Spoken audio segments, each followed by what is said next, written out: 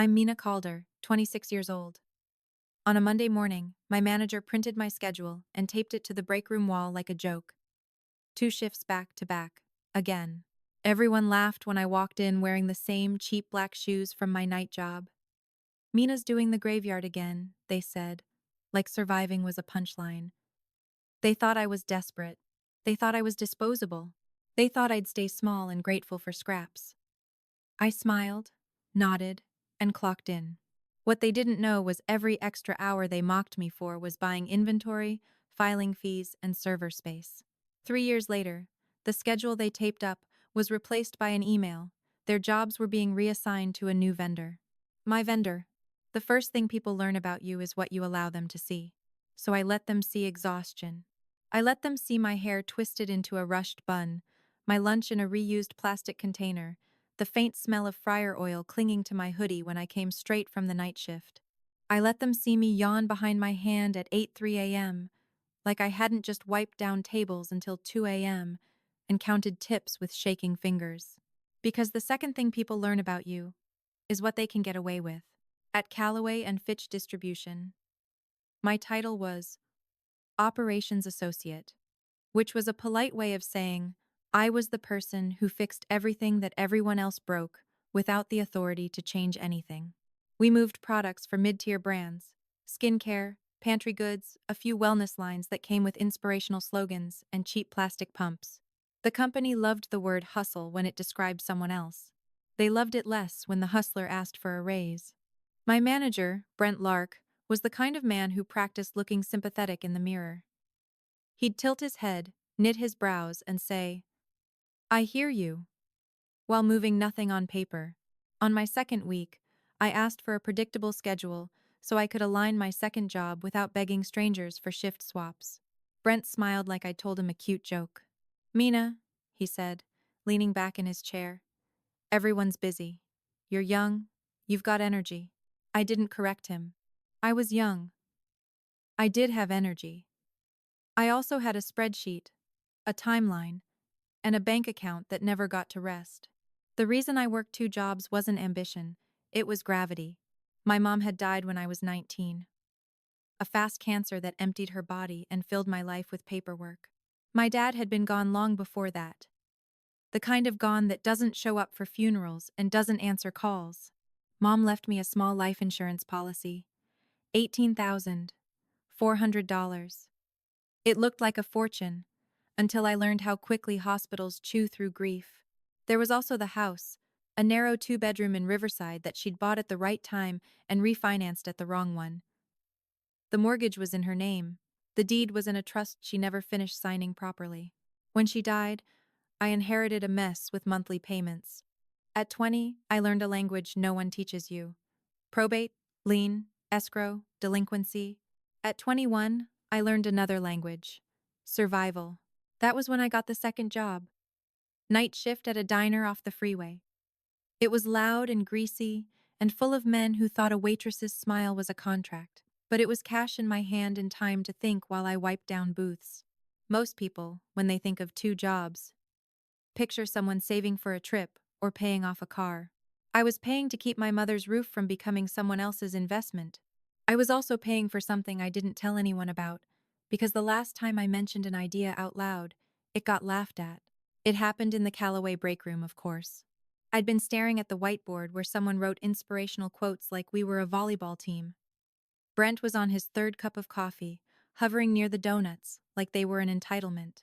I said casually, it's weird that we still run vendor orders through 3 separate systems. It creates so many delays. Brent made a noise like he'd swallowed a joke. Look at Mina, he said loudly enough for the others. She thinks she's Silicon Valley. A couple people chuckled. One of the warehouse leads, Kira, smirked and said, maybe she'll build us an app that makes the pallets move themselves. They didn't even hate me. That was the part that stung. Their laughter wasn't cruel, just lazy. Like kicking a dented can on the sidewalk. I smiled. I took my lunch. I went back to my desk and pulled up my notes. Because what I'd said wasn't a fantasy. It was a problem. And problems are just profit wearing a different outfit. At work, I handled vendor disputes. I saw the patterns. Brands angry about late shipments, retailers complaining about inaccurate counts, employees frustrated because nothing matched between the inventory system and the invoice system. Everyone blamed someone else, and the solution was always another meeting. At night, after the diner, I didn't scroll mindlessly like the other exhausted people. I opened my laptop at my kitchen table and built process maps like they were prayers. I watched free tutorials. I learned enough basic scripting to automate parts of my own job. I created templates. I made checklists. I tested them quietly, then watched error rates drop when I followed my system. No one thanked me. That was fine. I wasn't building gratitude. I was building leverage. The first concrete step came from a piece of mail that arrived in a plain windowed envelope, a notice from the county about the trust issue on the house. If I didn't file corrective documents and pay a fee by a certain date, there would be complications in refinancing. Complications meant higher interest, which meant less breathing room. I sat with that letter and realized something. Paperwork was power. People with money paid other people to do it. People without money got crushed by it. So I built a plan that treated my life like a business, even before I had one. Every diner shift went into one of three categories in a spreadsheet. 1. Mortgage buffer. 2. Filing fees and legal fixes. 3. Build fund. The build fund was not negotiable. It was 15% of every paycheck, every tip, every extra hour Brent generously offered me. I automated the transfer the day my direct deposit hit. I named the account something boring. Savings 2. If anyone asked, it was for emergencies. They were right. It was for the emergency of being underestimated. By month 4, I had $3,200 in that account. By month 9, I had $9,700. By the end of the year, I had enough to do what people like Brent didn't think I could do: file an LLC, pay for a basic website, and hire a freelance developer for a prototype. The business idea was simple: a lightweight vendor management system tailored for mid-sized distributors, something that synced purchase orders, inventory updates, and invoice approvals into one clean pipeline. Not flashy, not revolutionary. Just the thing every logistics company kept complaining didn't exist, at a reasonable price. I called it Lattice Line, because supply chains are just lines, and I was building structure around them. The first time I saw the login page load, I felt something shift in my chest. Not hope, something steadier. Certainty. The next morning, I walked into Callaway and Fitch with my cheap black shoes and my tired eyes, and listened while Brent assigned me a double shift again, like he was doing me a favor. He taped the schedule to the wall, and the break room laughter came on cue. I smiled with them. In my pocket, my phone buzzed with a notification from my bank. Filing fee cleared. Lattice Line LLC was official, and no one in that room understood what that meant for them yet. The week after I filed Lattice Line, I didn't suddenly become fearless or loud. I became quieter. Because once something is real, you protect it differently. At Callaway, I started collecting what I'd always noticed but never documented: the little fractures that made the whole place unstable. I wasn't gathering gossip. I was gathering proof. I built a private folder on my personal drive, labeled Tax 2024, because no one reads past the first word when they're snooping. Inside, I kept 3 things. 1. Screenshots of error messages from the 3 systems we used, with timestamps. 2. Copies of vendor complaint emails that included delivery penalties and chargebacks. 3. My own spreadsheet tracking mismatches between inventory counts and invoiced quantities. I didn't forward anything to myself from my work email. I didn't copy proprietary customer lists. I didn't steal the secret sauce of Callaway and Fitch, because there wasn't any. It was just a pile of broken processes with a logo on top. What I documented were my own observations and the receipts vendors had already sent to us. Information that existed whether I touched it or not. Kira noticed I was taking notes. "You studying for a test?" she asked one morning, leaning on my cubicle wall with her coffee. "Something like that," I said. She smirked. "Just don't test out of here," Brent would cry. I made a small sound that could have been a laugh. It wasn't. The diner shift helped, too. in a way no one expects. You learn the most about people when they think you're background noise. One night, I was refilling ketchup bottles when I heard a familiar voice at booth 7. Brent. He was with two men in polo shirts, the kind with embroidered company names. They spoke in the casual shorthand of people who believed the world was designed to accommodate them. Brent complained about labor costs, rolled his eyes about entitled employees, and bragged about how he kept his team hungry. Kept them hungry, like we were pets. One of the men said, "You guys still using that old inventory platform?" Brent laughed. "We use whatever corporate pays for. If my people can't keep up, that's on them." I kept my face neutral and my hands busy. I wasn't a waitress with a vendetta. I was a witness with an audio recorder. My phone sat in my apron pocket with the voice memo app running.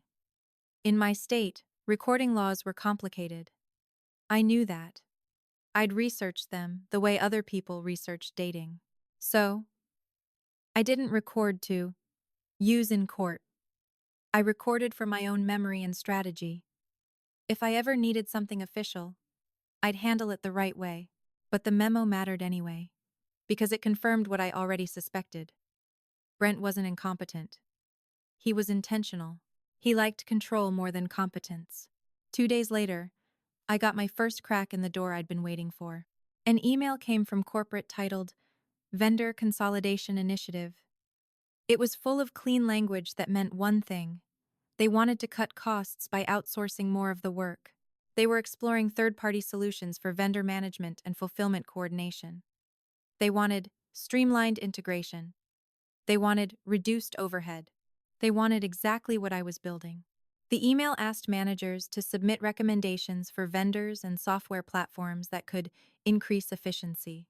Brent forwarded it to the team with a single line. "Any ideas?" People replied with links to expensive platforms that were obviously out of our price range. They were trying to be helpful. They were trying to be seen. I didn't reply. I wasn't going to hand Brent my name on a silver platter. Instead, I wrote down the timeline. Corporate would solicit proposals. They'd ask for demos. They'd do a pilot. They'd pick a vendor. Then they'd cut headcount under the excuse of modernization. The way you survive that kind of change isn't by begging to be spared. It's by positioning yourself as the hand holding the knife. That night, at my kitchen table, I opened a blank document titled Pilot Proposal. Under Problem, I wrote exactly what I'd lived. Fragmented systems, high error rates, chargebacks. Under Solution, I wrote what Lattice Line could already do. Consolidate purchase orders, track inventory updates in one dashboard, generate invoice approvals with audit logs. Then I added the part that mattered most. The receipts. Lattice Line would create a paper trail so clean it would make managers uncomfortable.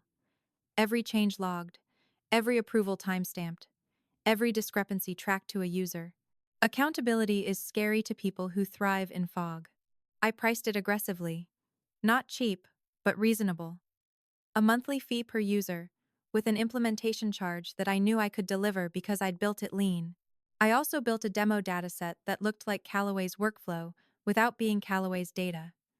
I used public sample inventory lists and dummy vendor names.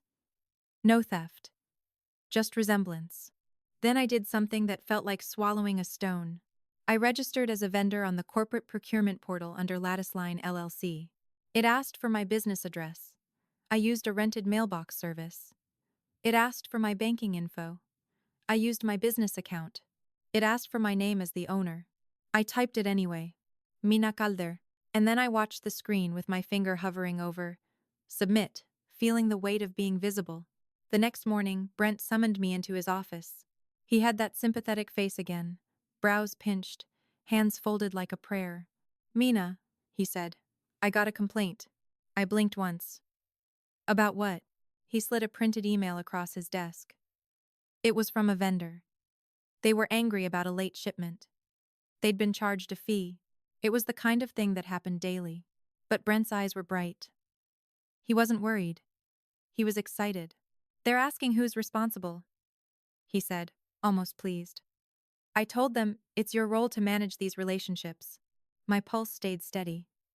"You told them I'm responsible for delayed shipments?" He shrugged. You're the point person. That's what point people do. They take the heat. I stared at him, letting silence stretch until it became a mirror. Then I picked up the email and said, "Okay, I'll respond." I stood to leave.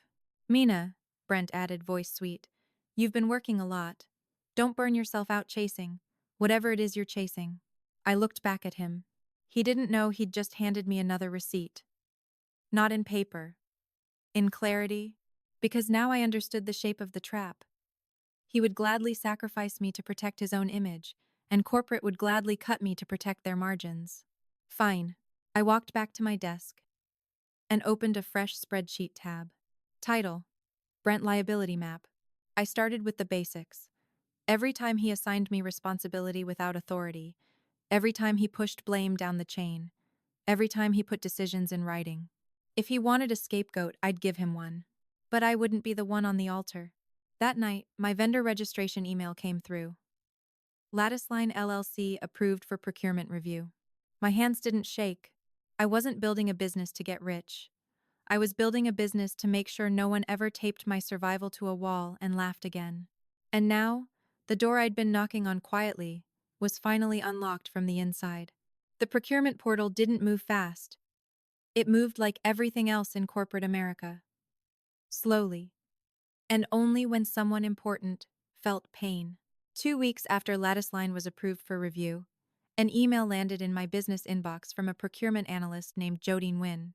Subject: Request for information. Vendor management tools. Her tone was polite and bland, which is how companies sound right before they decide whether you exist. She asked for 3 things. 1. A capabilities deck. 2. Security documentation. 3. A 30-minute demo for stakeholders.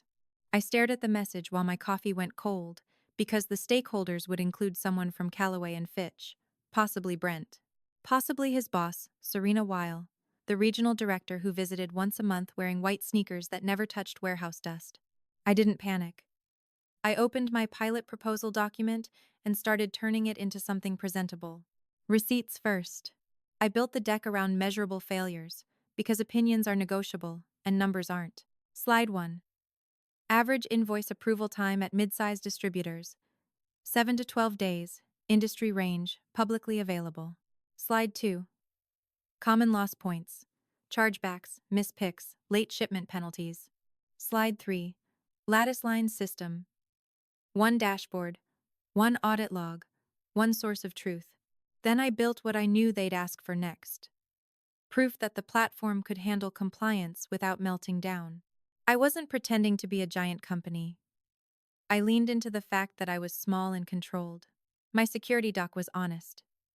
Encrypted storage, access controls, audit logging, least privilege roles, regular backups. I included the names of the services I used and the policies I'd written. Because the quiet advantage of being underestimated is that you can afford to be meticulous.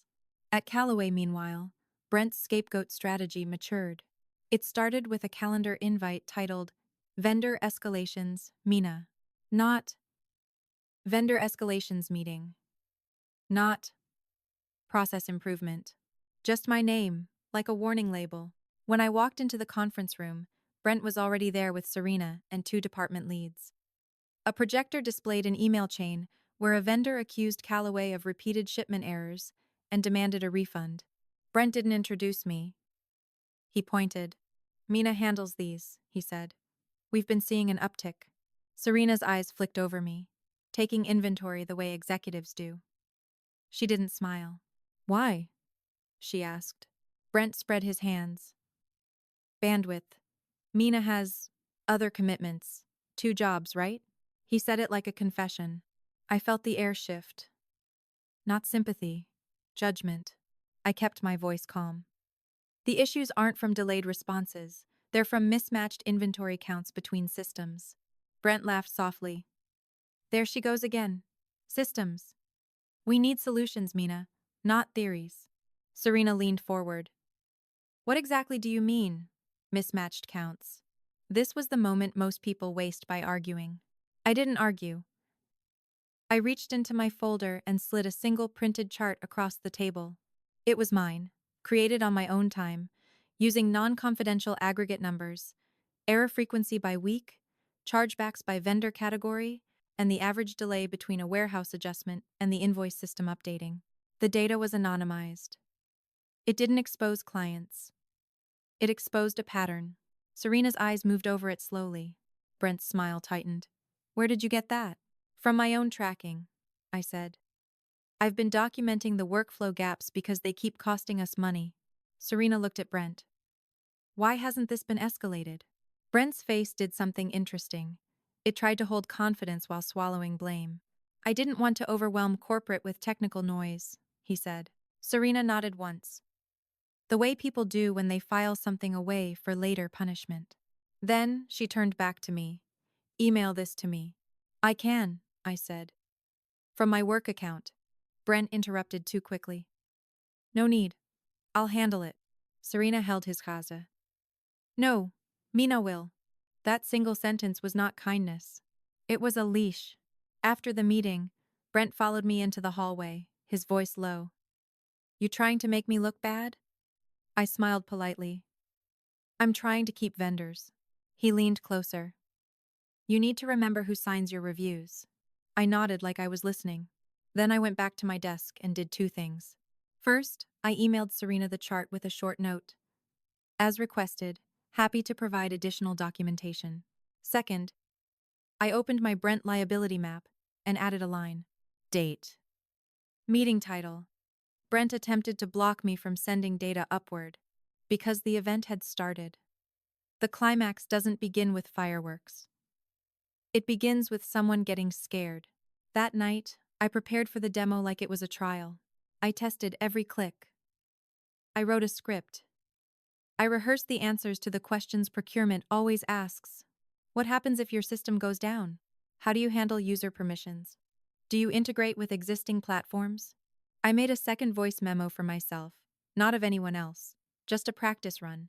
Calm, clear, cold.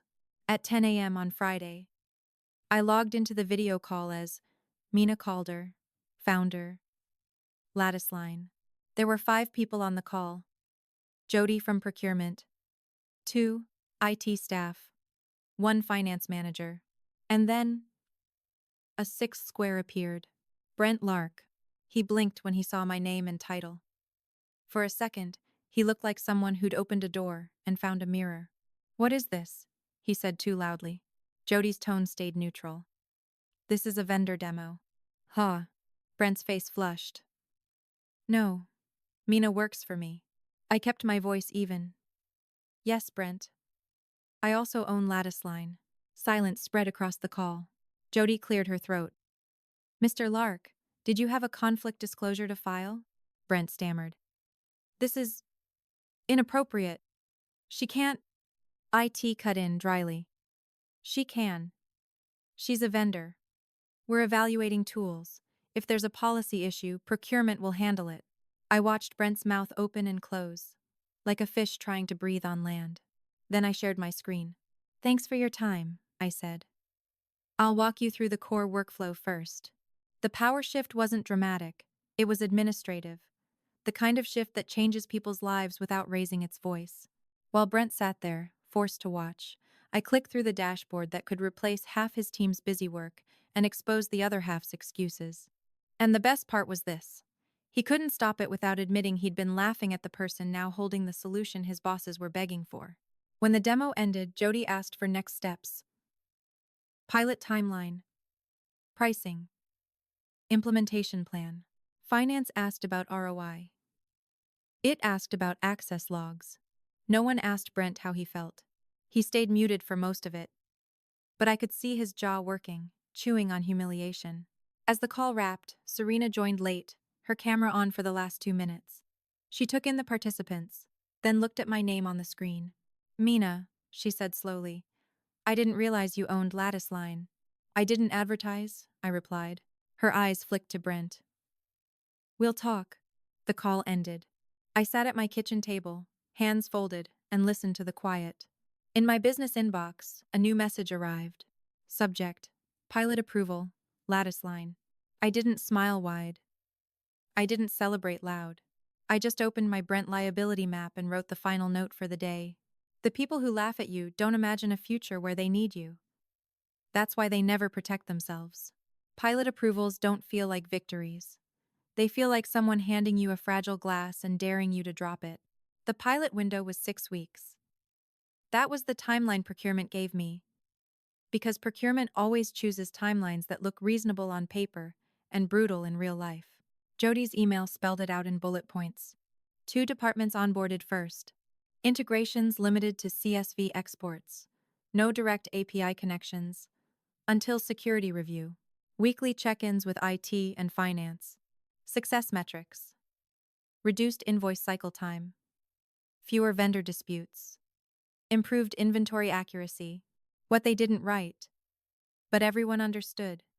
If I failed, I'd be dismissed as a cute little experiment. If I succeeded, someone would try to own it. I started the pilot the same way I started everything else, with documentation. Day 1, I sent a welcome packet to the pilot group. A 1-page onboarding guide, a 2-page frequently asked questions, and a policy sheet about user permissions and audit logs. Serena replied with one sentence. "This is thorough." Brent replied with nothing. He was suddenly quiet at work. The kind of quiet that isn't peace. It's calculation. He stopped making jokes about my second job. He stopped mentioning my schedule. He started watching who I spoke to. The first execution step wasn't public, it was procedural. I filed a conflict of interest disclosure with HR myself. Not because I was required to. Not officially. Procurement had already asked Brent if he had one. But I learned early that the best protection is being the first person to write the story down. My disclosure was simple. I, Mina Calder, am the sole owner of Latticeline LLC. I am employed at Callaway and Fitch Distribution. I did not solicit business from Callaway directly. The vendor demo was requested through corporate procurement. I will not participate in internal selection decisions on behalf of Callaway and Fitch. All pilot communications will be handled through procurement and documented. I attached the procurement email thread. I attached the pilot approval notice. I signed and dated it. Then I printed a copy for myself and put it in a folder at home labeled House, because that's what it was really for. Keeping my house. HR scheduled a meeting the next day. The HR manager, Lorna, had a voice like satin over steel. She smiled too much while reading my disclosure. "This is unusual," she said. "I know," I replied. She tapped the paper. "You understand that employment agreements often include non-compete and intellectual property clauses." "I understand," I said. So I reviewed mine. I slid another document across her desk. My employment agreement, highlighted. It did have an IP clause, but it specified work created within the scope of employment using company resources belonged to the company. I didn't build Latticeline on company resources. I built it at my kitchen table, on my own laptop, on my own time. It also referenced non-compete language that applied to direct competitors providing substantially similar services to Callaway and Fitch's primary offerings. Callaway wasn't a software company. They were a distributor. Latticeline wasn't competing with their core offering. It was a tool. Lorna's smile twitched. "You're very prepared." "I've had to be," I said. That meeting was my first release of evidence. Not emotional evidence. Legal evidence. Receipts that meant if anyone tried to paint me as sneaky, they'd have to do it while looking at my dated paperwork. The second execution step happened at the first pilot check-in. We were 10 minutes into the call when Brent finally spoke. "I'm concerned," he said, "that this tool is creating extra work for my team." I didn't answer immediately. I waited, the way you wait when you're letting someone commit themselves to a lie. Jody asked. "In what way?" Brent cleared his throat. "Logging steps. Tracking approvals. It's burdensome." I clicked one tab on my screen and shared it. The audit log dashboard. "Here are the metrics," I said. Before the pilot, average invoice approval time for this lane was 9.4 days. During week 1, it dropped to 6.1. Week 2, 4.8. Finance leaned forward. "How?" "Approvals weren't lost in email," I said. "And discrepancies were flagged automatically instead of being discovered when a vendor threatened penalties." IT asked, "Any downtime?" "None," I said. Uptime is 99.9% for the last 14 days. Logs available. Brent tried again, softer. Still, there's a morale concern. Serena's voice cut clean through the call. Morale improves when people stop doing useless work. There was a small pause. Not awkward. Final. I felt something steady inside my chest. This wasn't revenge yet. This was the ramp. The third execution step was the one that changed everything. Week 3. A vendor dispute escalated. A skincare brand claimed we shorted them 412 units. They attached photos of their pallet counts and threatened a chargeback. In the old system, this would have become my problem, then Brent's excuse, then everyone's headache. In Lattice Line, it became a timeline. I pulled up the transaction trail. It showed purchase order created at 10:12 a.m. Warehouse pick recorded at 2:41 p.m. Adjustment entered at 3:07 p.m. by a user named B. Lark. Invoice approved at 3:09 p.m. 2 minutes between adjustment and approval. I clicked the adjustment note field. Brent had typed, corrected to match expected, not actual. Expected, which meant he edited counts to make paperwork align, then pushed the invoice through, hoping the physical world would cooperate. It hadn't. I didn't accuse him on the spot. Accusations are loud. Evidence is louder. I compiled a packet, the vendor complaint email, the Lattice Line audit log showing Brent's adjustment and timestamp, the warehouse scan record showing the original count, a summary table, discrepancy amount, potential chargeback, and who made the final change. Then I sent it to procurement, IT, finance, and Serena. Subject: Pilot incident report. Vendor discrepancy root cause. In the body, I wrote a single line. Attached is the full audit trail for the 412 unit discrepancy. Brent stormed to my desk 10 minutes later. You're targeting me, he hissed. I looked up, calm. I'm reporting what the system recorded. He leaned in. You can't do this. I kept my voice level. I didn't do anything. You did. His eyes flicked around, checking who was watching. Then he lowered his voice into something ugly. You think owning some little app makes you untouchable? I can make your life hell here. I didn't flinch. I opened a drawer, pulled out my notebook, and wrote down the exact time.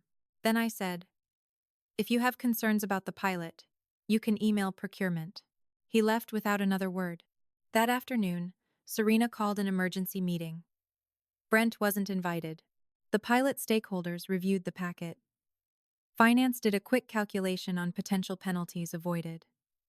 IT asked for expanded access to logs for security and compliance.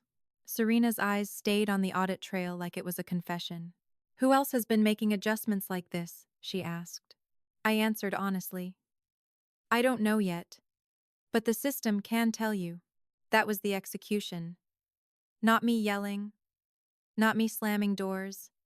Just me handing corporate a mirror that recorded everything. And once the mirror exists, people like Brent don't get to hide in the fog anymore. By week 4, the building didn't feel the same. It's hard to explain what accountability does to a workplace that survives on plausible deniability. The air gets thinner. People start choosing their words like they're signing something. The pilot had done what I designed it to do. It made the truth visible in timestamps and user IDs and clean, boring lines of data that couldn't be argued with. Serena didn't call it a witch hunt. She called it a process integrity review. Brent called it overkill. He called it that in an email he sent to the wrong group. That part still makes me smile. Because it wasn't dramatic. It was just his own arrogance reaching for the send button without reading. Subject: Audit logs access expansion. Brent wrote, this is overkill. We're going to scare people into paralysis. Mina's tool is turning normal adjustments into criminal investigations. He hit reply, all. Procurement, IT, finance, Serena, and 2 corporate executives were copied. 2 minutes later, Jody replied, please clarify what you mean by normal adjustments. Brent didn't respond. Serena didn't have to raise her voice. She didn't even have to meet with him immediately. She did something colder. She requested a report. Not from me. From the system. A list of every inventory adjustment over the last 90 days, sorted by user, with time gaps between the adjustment and the invoice approval. She wanted patterns. She wanted repeat behavior. She wanted the kind of thing that used to be invisible. Latticeline delivered it in 10 seconds. The report showed what I suspected but never had proof of. Brent wasn't a one-time problem. He was a habit. He made adjustments late in the day, minutes before approvals, usually when someone in finance was begging for paperwork to close out a week. He corrected counts to match what the invoice needed to say, not what the warehouse scanners recorded. And he did it often enough that it wasn't a mistake. It was a method. That Friday, Serena asked me to join a meeting with corporate leadership. I wasn't invited as a Callaway employee. I was invited as the vendor founder. That distinction mattered. In the conference room, the executive vice president of operations, Marcus Vale, sat across from me with a tablet in his hands. Serena was beside him, posture straight, face neutral.